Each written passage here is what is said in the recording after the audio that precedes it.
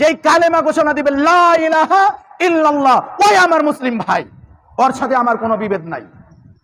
যেই ঘোষণা দিবে লা ইলাহা ইল্লাল্লাহ, ওই আমার মুসলিম ভাই, ওর সাথে কোনো বিভেদ নাই, কোনো মারামারি নাই, কাটাকাটি নাই, কোনো হিংসা নাই, বিদ্বেষ নাই।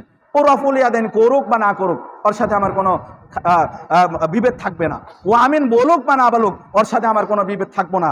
ও পায়ে মিলাক বা না মিলাক, ওর সাথে আমার কোনো বিভেদ থাকবে না। ও মিলাদ কিয়াম করুক বা না করুক, এটার জন্য আলোচনার প্রয়োজন আছে, এটার জন্য বাহাসের প্রয়োজন আছে।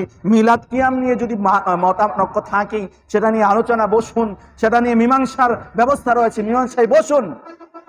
কাফের ফতোয়া দিতে হবে কেন? তাদেরকে বাতিল ঘোষণা দিতে হবে কেন?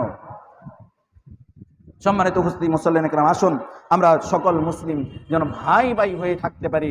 যেরকম আনসার এবং মুহাজিররা ভাই ভাই হয়ে থাকতে থেকে ইসলামকে বিজয় এনে দিয়েছিলেন, রব্বুল আলামিন আমাদেরকে সেই তৌফিক দান করুন, আমিন।